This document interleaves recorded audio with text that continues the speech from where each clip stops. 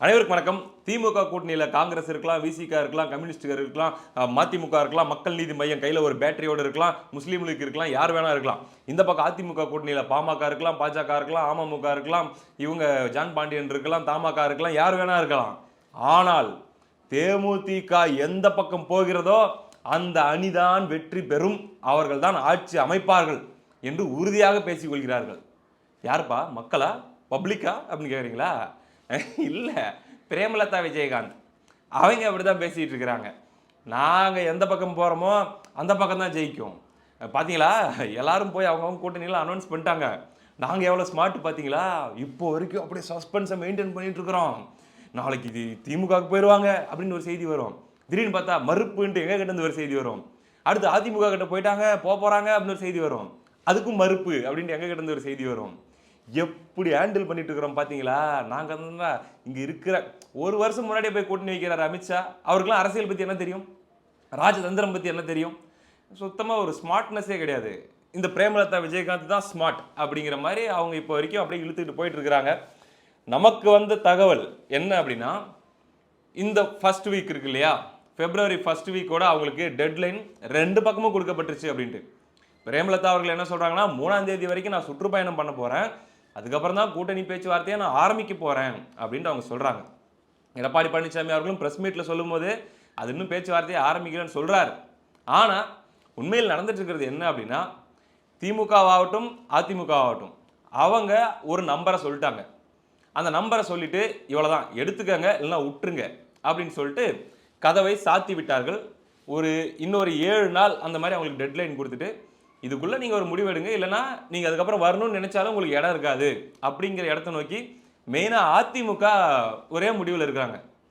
திமுகவை பொறுத்த வரைக்கும் கொஞ்சம் பகீர்னு இருக்கிறதுனால, ஒரு மாதிரி அவங்க எப்பயுமே ஒரு மாதிரி பதட்டத்திலே இருக்கிறதுனால, இவ்வளவுதான் எடுத்துக்கிறதா எடுத்துக்கங்க, எல்லாம் போங்க 6 சீட்டு தான் அப்படின்னு சொல்லிட்டு, இல்லை நான் எடுத்துக்க மாட்டேன் அப்படின்னு சொன்னாங்கன்னா, அப்படியா சரி 7 எடுத்துக்கங்க, இல்லை வேண்டாம் 8 அப்படிங்கிற மாதிரி, இந்த மாதிரி take it or leave it அப்படிங்கிறத திமுக ஹேண்டில் பண்ணிட்டு இருக்காங்க. பிரச்சனை என்ன அப்படின்னா, தேமுதிகவுக்கு இப்போ 8 சீட்டோ 10 சீட்டோ கொடுத்துட்டாங்கன்னு வைங்க, எங்க சிறுத்தைகள்லேருந்து கம்யூனிஸ்டுகள்லேருந்து எல்லாருக்கும் சரிசமமான மரியாதை செஞ்சாகணும்.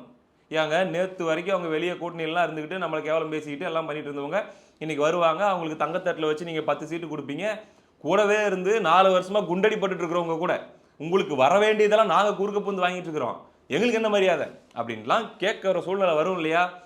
அதனால இந்த மாதிரி ஒரு இருந்தாலும் நம்ம தோக்கிறத அவாய்ட் பண்ணுறதுக்கு சரி தேமுதிகவையும் தூக்கி உள்ளே போட்டுக்கலாமா அப்படின்ட்டு தீவிரமாக திமுக எண்ணிக்கொண்டிருக்கிறது. இந்த நிலையில் சமீபத்தில் இப்போ மோஸ்ட் ரீசெண்ட் அப்படிங்கிற மாதிரி நமக்கு வந்த செய்தி என்னன்னா, 9+1 அப்படின்னு சொல்லி திமுக ஆஃபர் பண்ணுறாங்கன்னு சொல்லி சாணக்கியெல்லாம் கூட பிரேக் பண்ணியிருந்தாங்க. 9 சீட்டு ப்ளஸ் ஒரு ராஜ்யசபா சீட்டு அப்படின்னு திமுக எப்படி சொல்ல முடியும் இப்போ இருக்கிற சூழலில்? அப்படி ஒருவேளை அவங்க சொல்கிறதா இருந்தாங்கன்னா எங்கேருந்து எடுத்து கொடுப்பாங்க? யாருடைய சீட்டில் இருந்து எடுத்து கொடுப்பாங்க? காங்கிரஸ் போயிட்டு கனிமொழி அவர்கள் போய் டெல்லியில் மீட் பண்ணுறாங்களாம் ராகுல் காந்தியை. அப்போ இவங்க போயிட்டு ரொம்ப நேரம் பேசுகிறாங்க, நம்ம எவ்வளோ வருஷமாக நம்ம ஒரே கூட்டணியில் இருக்கிறோம் தெரியுமா, நமக்குள்ளே இருக்கிற நட்புறவு என்ன, நம்ம ஒரு கொள்கை கூட்டணி, தேசிய அளவில் பெரிய கூட்டணி, உங்களுக்கு தெரியாத ஒன்றும் இல்லை. போன தடவை 25 கொடுத்துருந்தோம், இந்த தடவை 28 கூட வாங்கிக்கோங்க, ரொம்ப சந்தோஷமா இருக்குமே, ஓகே தானே அப்படிங்கிற மாதிரி இவங்க சைடில் சொல்ல, அந்த சைடு ரொம்ப சந்தோஷம், ஆமாம் நாமளும் பல வருஷமாக ஒரே அணியில் பயணிக்கிறோம், உண்மையிலேயே நம்ம அப்படியே ஒரு ஃப்ரெண்ட்ஷிப் நம்மளுது, நான் ஸ்வீட்லாம் வாங்கி உங்கள் அண்ணனுக்கு கொடுத்துருக்கிறேன், அவரும் நல்லா சாப்பிட்டாரு, அதனால் 40 சீட்டு ப்ளஸ் ஒரு ராஜ்யசபா அப்படி கொடுத்துருங்க அப்படின்ற மாதிரி ராகுல் காந்தி அவர்களும் சொல்ல, இதுக்கு நடுவில் இருக்கிற கேப் ரொம்ப பெருசாக இருக்கிறதுனால தான் இப்போ வரைக்கும் அது அப்படியே ஹோல்டில் இருக்குது. இந்த சூழலில் தான் பிளான் பி அப்படின்னு சொல்லி திமுக ஒரு வேளை காங்கிரஸ் இறங்கி வரல அப்படின்னா, காங்கிரஸ் இப்போ என்ன சொல்லிட்டாங்கன்னா, இதுதான் எங்கள் நம்பரு, எங்களை வேணும்னா நீங்கள் வச்சுக்கோங்க, இல்லைன்னா நீங்கள் முடிவெடுங்க அப்படின்ற மாதிரி சொல்லிட்டதுனாலையும் இவங்க பார்த்தீங்கன்னா காங்கிரஸை ஒரு 30க்குள்ளே இழுத்து பார்ப்போம், அப்படி வராத பட்சத்தில் நம்ம தேமுதிக ராமதாஸ் அவர்கள், அதுக்கப்புறம் நம்ம புதிய தமிழகம் கிருஷ்ணசாமி, இவங்களெல்லாம் கொஞ்சம் உள்ளே தூக்கி போட்டு கொஞ்சம் அப்படி மேட்ச் பண்ணிடலாமா அப்படின்ற மாதிரியும் பிளான் பியோட இருக்கிறதுனால தான் பிரேமலதா அவர்கள் இப்படி கண்ணாமூச்சி விளையாடி கொண்டிருக்கிறார் அப்படின்ட்டுலாம் செய்தி வந்துட்டு இருக்குதுங்க. இந்த நிலையிலே திமுக உடன்பிறப்புகள் நேற்றிருந்து எழுத ஆரம்பிச்சிட்டாங்க.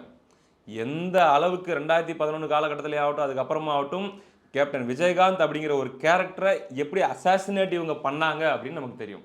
வடிவேலு அவர்களை வைத்து, கருணாநிதி அவர்களை மேடையில் வைத்துக்கொண்டே எந்த அளவுக்கு பாடி ஷேமிங்லேருந்து பர்சனல் அட்டாக்ல இருந்து எல்லாமே இவங்க திமுக பண்ணுச்சுன்னு தெரியும். அது போக ஊடகங்கள், மெயின் ஸ்ட்ரீம் மீடியாவே மீம் மெட்டீரியலா, அதாவது விஜயகாந்த் அவர்களே மீம் மெட்டீரியலாவே காட்டி அவரை வச்சு வந்து பார்த்தீங்கன்னா அவர் மேடையில் அந்த கண்ணை வந்து அவர் கண்ணு கசங்கிறது, அதை வந்து லைட் அவருக்கு வந்து ஒத்துக்காது அப்படின்றதுனால கண் அவர் முழிச்சு முழிச்சு பார்க்கறது, ஏதாச்சும் அவர் அந்த உடம்பு முடியாமல் இருந்த ஸ்டேஜெல்லாம் பார்த்தீங்கன்னா அந்த 2016 எலெக்ஷன்லாம் அந்த ஒயரு அதெல்லாம் குறுக்க வரும், அது ஏதாச்சும் அவர் இது ஏன் என் மேலே படுது அப்படின்ற மாதிரிலாம் மேடையில் சொல்லுவார். இது எல்லாத்தையுமே ஃபன் பண்ணி கூட அந்த ஜோக்குக்கு போடுற மியூசிக்லாம் போட்டு பண்ணிட்டு இருந்த இந்த என்டையர் ஈகோ சிஸ்டம் இப்போ என்ன பண்ண ஆரம்பிச்சிருக்குது அப்படின்னா, விஜயகாந்த் அவர்களை பற்றி ரைட்டப் எழுத ஆரம்பிச்சிருக்குது.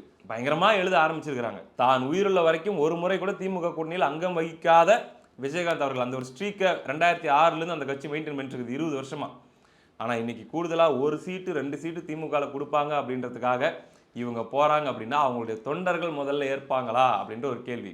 இந்த பக்கம் உடன்பிறப்புகள் பழம் நழுவி விட்டது, அது 2016லேயே நழுவுனது, 10 வருஷமா பாலில் உலாம இருந்துச்சு, நாங்களும் நல்லா பொழந்த மேனிக்கு வச்சிருக்கிறோம் வாயை, இந்த வாட்டி கண்டிப்பாக வந்து எங்கள் வாயில தான் விழும் அப்படின்ட்டு எழுத ஆரம்பிச்சிட்டாங்க. இவர் இருக்காருல்ல நம்ம RS பாரதி, அவருடைய மகன்லாம் எழுதிட்டாரு 10 ஆண்டுகளுக்கு பிறகு பழம் நழுவி பாலில் விழப்போகிறது அப்படின்ட்டு. சரி ரைட்டு, அப்படியே வைடாக ஓப்பன்லேயே வச்சிட்டு இருங்க, என்ன வந்து விழுது அப்படின்னு சொல்லி பார்ப்போம். ஏன்னா கடைசி செகண்டில் ட்விஸ்ட் கொடுக்குறதுல அவங்க ரொம்ப எக்ஸ்பர்ட்டுங்க, அதனால் கொஞ்சம் அலர்ட்டாக இருந்துக்காங்க. ஆனால் ஒருவேளை இவர்கள் சொல்வது போல பழம் நழுவி பாலில் போய் விழுது அப்படின்னா, தேமுதிக திமுக கூட போய் கூட்டணி வைக்குது அப்படின்னா, அது பழம் நழுவி அல்ல, பழம் அழுகி பாலில் விழுந்ததுக்கு சமம். அதுவும் சாதாரண பாலில், அதுவும் கெட்டுப்போன பால், திரிஞ்சு போன பால், கெட்டுப்போன பாலில் அழுகி போன பழம் போய் விழுந்ததுக்கு சமம் அப்படின்னு சொல்லி சமூக ஊடகங்களில் எழுதிட்டு இருக்கிறாங்க. ஏனென்றால் தேமுதிக தொண்டர்கள் விரும்பக்கூடிய கூட்டணி என்பது திமுகவுக்கு எதிரான கூட்டணி. அதை தாண்டி அவங்களுடைய தலைமை குடும்பம் என்ன முடிவெடுக்குது அப்படிங்கிறதெல்லாம் நம்ம பார்ப்போம். இந்த நிலையில் இபிஎஸ் அவர்கள் ரொம்ப முரண்டு பிடிக்கிறாரோ, கொஞ்சம் அட்ஜஸ்ட் பண்ணி ஏதோ ஒரு 10 அப்படின்ற மாதிரி எடுத்துகிட்டு போயிடலாமே, அவங்களே அகாமடேட் பண்ணலாமே அப்படின்ற மாதிரிலாம் கேட்டால் அவங்க என்ன சொல்கிறாங்க, அவங்களுடைய தரப்பு அப்படின்னா 10ங்கிறது முதல்ல கொடுக்கப்பட்ட ஆஃபர் 10+1 அப்படிங்கிறது.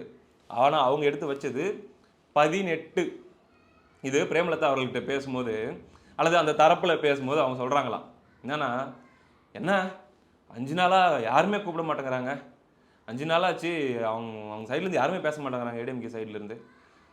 நான் என்ன கேட்டேன், 18 சீட்டு கேட்டேன், இது ஒரு தப்பா அப்படிங்கிற மாதிரி சொல்கிறாங்களாம். திமுக கிட்ட 22 சீட்டு கேட்டிருக்கேன், ஏன் கேட்கக்கூடாதா நாங்கள் அப்படிங்கிற மாதிரிலாம் அந்த தரப்பில் சொல்லிட்டு இருக்கிறாங்களாம். ஆனால் அவங்க தொடர்ச்சியாக இதை ஒரு மென்டல் டார்ச்சர் மாதிரி பண்ணிகிட்டே இருக்கிறதுனால அவங்க போய் திமுக கிட்டையும் பேசிட்டு இருக்கிறாங்க அப்படின்றதெல்லாம் தெரிஞ்சதுக்கப்புறம் தான் ஏடிஎம்கே தன்னுடைய நம்பர்ஸை குறைத்து கொண்டது. வந்தால் வாங்க, இல்லைன்னா விட்டுருங்க அப்படிங்கிற மாதிரியாக அந்த தொகுதிகளில் இப்போ ஒன்றும் இல்லை, இப்போ 10 தொகுதி இவங்க ஏடிஎம்கே கூட்டணிக்கு வரல, திமுக கூட்டணிக்கு தான் போகிறாங்க அப்படின்னா திமுக கண்டிப்பாக உதயசூரியன் சின்னத்திலிருந்தோ அல்லது அவங்களுடைய கூட்டணி கட்சிகளிலிருந்தோ ஏதோ ஒன்று பிடிங்கி தான் அந்த 10 தொகுதிகளில் முரசு போட முடியும். இப்படி இருக்கக்கூடிய சூழலில் ஏடிஎம்கேக்கு ரொம்ப ஈஸி, ரைட்டு நீங்கள் முரசு சின்னத்தை நிப்பாட்டுற இடத்துல நான் ரெட்டையிலேயே நிப்பாட்டுறேன், கூடுதலாக 10 சீட்டு இவங்க வந்து ரெட்டையிலேயே நிற்கிறதுக்கான வாய்ப்பு கிடைக்குது இல்லை, அப்போ 170 வரைக்கும் அல்லது 170க்கு மேற்பட்ட தொகுதிகள் வரைக்கும் இவங்க ட்ரை பண்ணலாம் இல்லையா ரெட்டையிலேயே நிற்கிறதுக்கு. ஏன்னா முக்கியமாக அமமுக, அதே போல் பாமக, பாஜக, இதை தவிர மற்ற கட்சிகள் எல்லாமே கூட கொஞ்சம் அட்ஜஸ்ட், தமாக மற்றவங்களாம் அட்ஜஸ்ட் பண்ணி இதுலேயே நிற்கிறதுக்கு ரெட்டையிலேயே நிற்கிறதுக்கு வாய்ப்பு இருக்குது. அப்படின்னும் போது 170 அப்படிங்கிற அளவுக்கு ரெட்டையிலையை போடுறோம், முரசு நிற்கிற இடத்துல திமுக கூட்டணி கட்சிகள் நிற்கிற இடத்துல ரெட்டையிலையை போட்டால் பார்த்துடலாம், ரெட்டையில ஜெயிக்குதா இல்லை இவங்களுக்கு ஜெயிக்குதா அப்படின்ட்டு. ஜஸ்ட் பிகாஸ் பார்க்கறதுக்கு பெரிய அணியாக தெரியுது அப்படின்றதுக்காக அவங்க ஜெயிச்சிருவாங்க அப்படின்றதுனால 2011 நம்ம பார்க்காதா அப்படிங்கிற ஒரு கால்குலேஷன்லையும் அப்படிங்கிற ஒரு கணக்குலையும் தான் அதிமுக தரப்பு இப்பொழுதுமே இந்த விஷயத்தில் விடாப்பிடி காட்டுகிறது. அதாவது பதறாங்க, ஒரு சிலர்லாம் பதறாங்க உண்மையிலேயே அதிமுக சைட்லையும். ஏன் இவ்வளோ கொஞ்சம் லெத்தார்ஜிக்கா அவங்கள அந்த பக்கம் பேச விட்டுக்கிட்டு ஏதோ ஒன்று பண்ணி உள்ளத்துக்கு போடலாமே அப்படின்ட்டு. இபிஎஸ் அவர்களை பற்றி நல்லாவே தெரியும். இப்படி தான் அமமுக வர்றதுக்கு முன்னாடியும் பேசினாங்க, அது இப்படி தான் பாமக வர்றதுக்கு முன்னாடியும் பேசினாங்க, கூட்டணி அமைக்காமல் இருக்கிறீங்க, நீங்கள் வீக்காக இருக்கிறீங்கன்ட்டு வெயிட் பண்ண வச்சு சரியான டைம் பார்த்து அப்படியே தூக்கி உள்ளே போட்டு அது ஒரு பெரிய நரேட்டிவாக கொண்டு போனாங்க. ஸோ இதுக்கு அவங்க ஏதாச்சும் ஒரு பிளான் பி வச்சுருப்பாங்க அப்படிங்கிறது தான் நான் புரிஞ்சுக்கிறேன். இப்படிலாம் ஒரு மாதிரி இந்த அணிகள் அப்படிங்கிறது போயிட்டு இருக்குது. காங்கிரஸ் என்ன முடிவு எடுக்க போகுது, அது விஜய் வச்சு வெறும் விளையாட்டு மட்டும் தான் காட்டிகிட்டு இருக்குதா இல்லை நிஜமாகவே அவங்க சீரியஸாகவே இந்த கூட்டணி விட்டு வெளியே வரதுக்கெல்லாம் கன்சிடர் பண்ணுறாங்களா அப்படிங்கிறதெல்லாம் நம்ம பொறுத்திருந்து தான் பார்க்கணும். இது ஒரு பக்கம் இருக்க, இன்னொரு செய்திங்க பார்த்து உண்மையிலேயே மனசு உண்மையிலேயே ரொம்ப கஷ்டமாயிருச்சு. காஞ்சிபுரம் மாவட்டம் ஸ்ரீபெரும்புதூரில் இருளர் குடியிருப்பு அப்படின்னு சொல்லி கட்டி கொடுத்துருக்காங்க. அங்கே மக்கள் எல்லாருமே வாழ்ந்துட்டுருக்கிறாங்க, பெண்கள் எல்லாமே குடும்பத்தோடு வாழ்ந்துட்டுருக்கிறாங்க. அந்த இடத்துல பார்த்தீங்கன்னா ரொம்ப நாளாக அவங்க அங்கே குடி இருந்தாலுமே கூட அவங்களுக்கு கம்பம் போட்டு மின் இணைப்பு தராமல் இருக்கிறாங்க அரசாங்கத்தின் சார்பில். அதுக்கு என்ன கேட்குறாங்க, அவங்களுக்கு வந்து கரண்ட் கனெக்ஷன் இப்போதைக்கு கொடுக்குறேன் அப்படின்னு சொல்லிட்டு ஏற்கனவே வேற ஒரு இடத்துல இருக்கிற கம்பத்தில் கொக்கியை போட்டு அது மூலமாக லைனை கொடுத்துருக்காங்க. அது கொஞ்சம் காற்றடிச்சாலோ இல்லை ஏதாச்சும் லைட்டாக சேஞ்ச் ஆனாலோ அது வந்து ஏதாச்சும் ஒன்று ஆகிடும், கரண்ட் கட் ஆகிடும். அதே போல் அது பாதுகாப்பும் கிடையாது. இப்படி தான் அவங்களுக்கான அந்த மின் இணைப்பு அப்படிங்கிறது வழங்கப்பட்டு இருந்திருக்குது. இந்த சூழலில் இது ரொம்ப காலமாக இது இழுத்துட்டு போகுது அப்படின்ற சூழலில் சரி நம்ம இதை சொன்னோம்னா, ஒரு கருத்தாவோ ஒரு பேட்டியாவோ சொன்னோம்னா ஒரு நடவடிக்கை எடுப்பாங்க. எலெக்ஷன் டைமு எல்லாரும் போய் போராட்டம்லாம் போராடுறாங்க, நம்ம ஒரு பேட்டி அப்படி ஊடகம் மூலமாக நம்ம சொன்னோம்னா நமக்கு டக்குன்னு பண்ணி கொடுத்துருவாங்க அப்படின்னு நினச்சி அந்த மக்கள், அந்த ஏழை எளிய மக்கள் என்ன பண்ணுறாங்க அப்படின்னா அவங்கக்கிட்ட வந்து ப்ரெஸ்ஸுக்கிட்ட அந்த கருத்தை சொல்கிறாங்க. இப்படி தான் எங்களுக்கு பிரச்சனை, இதுதான் கரண்ட் பிரச்சனைங்க, கொக்கியை மாட்டி வச்சுருக்காங்க, இன்னும் கம்பம் போடல, லைன் கொடுக்கல அப்படின்ட்டு. அப்படி அவங்க பேட்டி கொடுத்தாங்க அப்படின்றதுக்காக அவங்களுக்கு வழங்கப்பட்ட தண்டனை என்ன தெரியுமா? ஓ நீ பேட்டி தான் கொடுக்குறியா, அதாவது திமுக பற்றி நீ குறை சொல்கிறியா, அப்போ கொக்கி போட்டு உனக்கு கரண்ட் அப்பப்போ வந்துட்டு இருந்துச்சுல்ல, அதுவும் கிடையாது, மொத்தமாக கிடையாது, போ இருட்டிலே உக்காந்துட்டு அப்படிங்கிற மாதிரியான ஒரு வேலையை பார்த்துருக்குறாங்க. ஸ்ரீபெரும்புத்தூர் அருகே இருளர் குடியிருப்பு பகுதியில் முறையான மின் இணைப்பு இல்லாத நிலை ஏற்பட்டுக் கொண்டிருக்கிறது. தொடர் புகாரை அடுத்து முறையாக இணைப்பு கொடுக்காமல் கொக்கி போட்டு மின்சாரம் அளிக்கப்பட்டு வருவதாக நியூஸ் தமிழுக்கு பேட்டி அளித்த மக்களால் அங்கு மின்சாரம் துண்டிக்கப்பட்டிருக்கிறது. அடிப்படை தேவைகள் வேண்டி பேட்டி கொடுத்ததால் மின்சாரத்தை துண்டித்த கொடூரம் அரங்கேறி இருக்கிறது. அது தொடர்பான அண்மை செய்தியை பார்த்து வருகிறோம். எப்படி இருக்குது பார்க்கறதுக்கு? யார் பண்ணதுன்னா பெரிய லெவல் ஆளுங்க, அப்படி எம்எல்ஏ லெவலுக்குலாம் இல்லை, லோக்கல்ல இருக்கிற பஞ்சாயத்து தலைவர், கவுன்சிலர், அவங்களுக்கு சொந்தக்காரரு, அந்த லெவலில் இருக்கிற திமுக காரங்க பண்ணுறாங்க. அதுவும் கிடையாது, போய் இருட்டிலே கடை, எப்படி நீ எங்களை பற்றி வெளியெல்லாம் சொல்லலாம் அப்படின்னு சொல்லி முரட்டாளுங்க. உண்மையிலே நம்ம தாய்மார்கள்கிட்ட பெண்கள்கிட்ட எல்லாம் நான் இப்பயே சொல்லிடுறேன், இன்னும் 30 நாள் தான் இருக்குது, பொறுத்துக்கங்க. இந்த 30 நாளைக்குள்ளேயே திமுக ஆட்சியில் ஏதாச்சும் குறை இருக்குது, உங்கள் தெருவில் தண்ணி வரல, விளக்கறியில அப்படிங்கிற மாதிரி எதுவும் பேட்டி கிட்டிலாம் வெளியே கொடுத்துடாதீங்க. பயங்கரமான ரிவெஞ்ச் எடுக்கிறாங்க பார்த்தீங்களா, கரண்ட் கிடையாது, கரண்ட் பிடிங்கி விட்டுருவேன் அப்படின்ட்டு. அதை விட பயங்கரமான ரிவெஞ்ச். இந்த அளவுக்கு கீழே இறங்கினவங்க எந்த அளவுக்கு வேணால் கீழே இறங்குவாங்க. அப்புறம் ஒரு ரிவெஞ்ச் எடுக்கிறன்ற பேரில் விடிய காத்தாலும் நீங்களாம் எந்திரிக்கிறதுக்கு முன்னாடி காலையில் 4 மணிக்கு ஒரு 20 பேர் கும்பலாக வந்து உங்கள் வாசலில் சாணி போட்டு போயிட்டாங்கன்னா, வாசலில் சாணி போட்டால் நல்ல விஷயம் தானேப்பா, நாங்களும் வந்து என்ன சொல்கிறது, அது எங்களுக்கு ஒரு வேலை மிச்சம் தானே அப்படின்னு நினைக்கலாம். நான் சொல்கிறது மாட்டு சாணி கிடையாது, அவங்களுடைய சொந்த சாணி.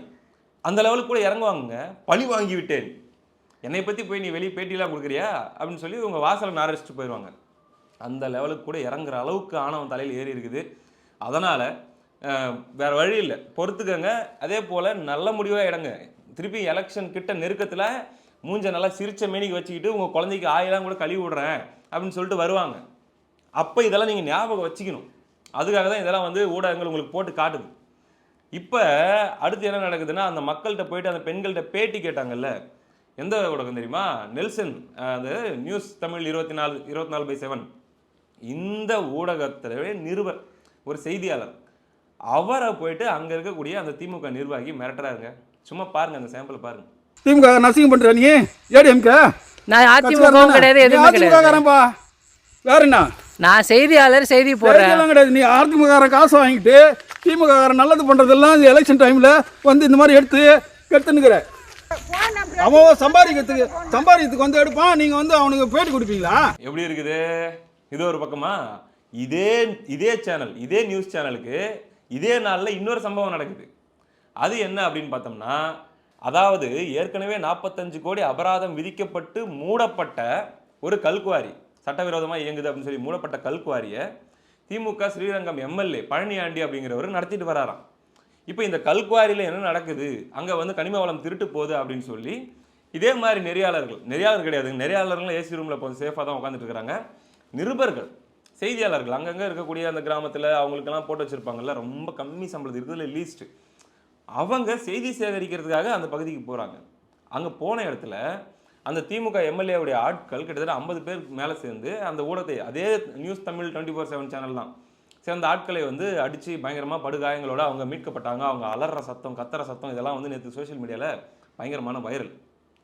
இதுவும் பார்த்தீங்கன்னா அதே நாளில் அந்த ஊடகத்துக்கே நடக்குது. ஆனால் இது ரெண்டும் நடந்தாலும், அந்த ஊடகத்து மேலே இவ்வளோ தாக்குதல் திமுக நடத்தினாலும், அந்த ஊடகத்துடைய தலைமை என்ன பண்ணுது, இந்தியா டுடேல சர்வே வந்திருக்குது, மீண்டும் திமுக ஆட்சி அமைக்குமா அப்படின்னு சொல்லி நெல்சனை வச்சு விவாதம் பண்ணுது. எப்படி இருக்குது? அப்போ கீழ்மட்டத்தில் இருக்கிறவங்களாம் நீங்கள் வந்து என்ன வேணால் பலி கொடுப்பீங்க அப்படிங்கிற மாதிரி தானே இருக்குது. பாருங்க, இதெல்லாம் உங்களுக்கு கொஞ்சமாச்சும் உரைக்கணும். அந்த விஷயத்துக்காக நம்ம இதை சொல்கிறோம். இதில் அந்த பழனியாண்டி எம்எல்ஏ இருக்கார்ல, அவர் சமீபத்தில் ஐயா ஸ்டாலின் அவர்கள் பங்கேற்ற நிகழ்ச்சியில் மேடையில் பேசுகிறாரு. எங்களுடைய அறக்கட்டளை சார்பாக எங்களால் முடிந்தது 51 லட்சம் நாங்கள் வந்து கழகத்துக்கு நன்கொடையாக தருகிறோம் அப்படின்னு சொல்லி ஐயா ஸ்டாலின் அவர்கிட்ட கொடுக்குறாரு. ஐயா ஸ்டாலின் அவர்களும் சிரித்து கொண்டே பெற்றுக்கொள்கிறார். இதை வந்து அதிமுகவுடைய முன்னாள் அமைச்சர் ஜெயக்குமார் அவர்கள் இன்னைக்கு அவருடைய எக்ஸ் தளத்தில் பதிவாக போட்டிருக்காரு. எப்படி இருக்குது? செய்தி சேகரிக்க வந்து என்னங்க தப்பு நடக்குதா அப்படின்னு பார்க்க வந்தால் அவனுக்கு அடி. என்னங்க கரண்ட் வர மாட்டேங்குது அப்படின்னு சொல்லி குறை கூட இல்லை, ஒரு கோரிக்கையாக நீ போய் பேட்டி கொடுத்தாலும் கரண்ட்டை பிடிங்கி விட்டுருவேன். ஆமாம், அதே சமயத்தில் வந்து பார்த்தீங்கன்னா நாங்கள் அந்த கல்குவாரியிலேருந்து எங்களுக்கு வந்த காசை வச்சே நாங்கள் கொண்டு போயிட்டு கட்சிக்கே நிதி கொடுப்போம் அப்படிங்கிற மாதிரி, அதான் முதலமைச்சர்கிட்டே கொடுப்போம், அவரும் வாங்கிப்பார் அப்படிங்கிற மாதிரிலாம் நடந்துட்டு இருக்குதுங்க அப்படின்ட்டு குற்றச்சாட்டை வைக்கிறது அதிமுக. ரைட்டு, எல்லாத்தையும் மக்கள் பார்த்துட்டு இருக்கிறாங்க. மக்களே, நம்ம ஒரு வீடியோவுடைய இறுதியிலையும் இதை தான் சொல்லுவோம், மக்கள் பார்த்துட்டு இருக்கிறாங்க, மக்கள் தீர்ப்பு எழுதுவாங்க, பார்ப்போம் அப்படின்னு சொல்லி பார்ப்போம். அவ்வளோதான். அடுத்த காணொலியில் சந்திப்போம். நன்றி.